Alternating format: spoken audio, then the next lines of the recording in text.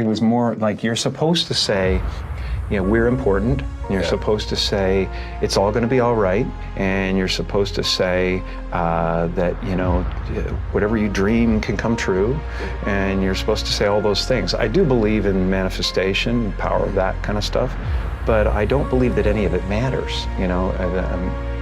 This mattering is to me a human construct born out of a need. The same need as you have to have deities and things like that. And I believe in an energy of God, an energy of everything is divine. There's no thing that isn't divine. Everything is divine, and I'm that.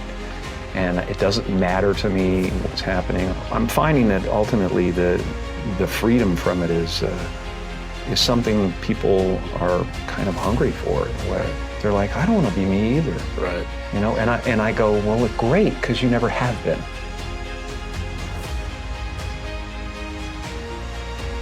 I believe that I had to become a famous, idea and get all the stuff that people dream about and accomplish a bunch of things what this means, don't you?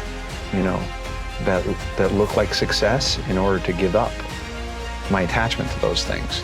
It's been part of the evolution of ego is to spend your first half of your life acquiring and adding, thinking you can add to yourself, and it looks great. I mean, it looks great when you got a cool car and you got good, nice clothes, and and you've done something that people admire, but it can never fulfill you. You can never be happy. You know what I mean? It's not where happiness comes from. And I dealt with depression, a few years ago, and people still think, well, he's going through, you can tell he's depressed. It's not. I have no depression in my life whatsoever. Literally none. I have sadness and joy and elation and satisfaction and gratitude beyond belief, but all of it is weather. And it just spins around the planet, it doesn't sit on me long enough to kill me. The happy place is realizing that you're everything, and that there's no real you involved in the first place. It's a weird little semantic jump that you make where it sounds like, well, that's totally fucking threatening, man. I can't not be me. I built this construct, and it's just ideas. Right. They're just ideas. The only thing that separates you from an African American or an African Canadian is an idea. And the weather, the adaptation to the climate, and whatever it is, I don't believe in any of it.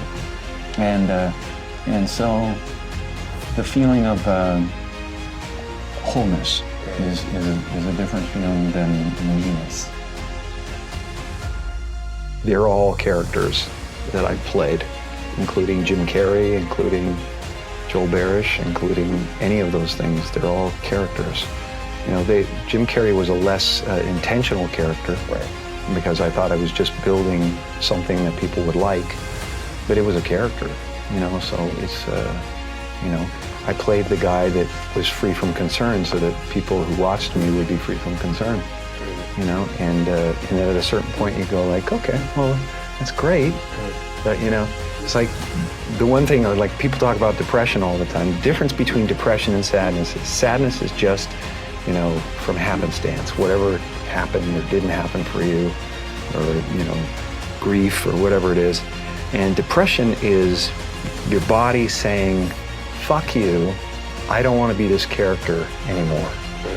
I don't want to hold up this avatar that you've created in the world. It's too much for me. Right. And you should think of the word of depressed as deep rest. Deep rest. Your body needs to be depressed. It needs deep rest from the character that you've been trying to play. The great and powerful Oz. I'm the great and powerful Oz. How dare you come near me? Kind of thing. And you're just the sweaty guy behind the curtain going, it's an amazing metaphor, in that movie.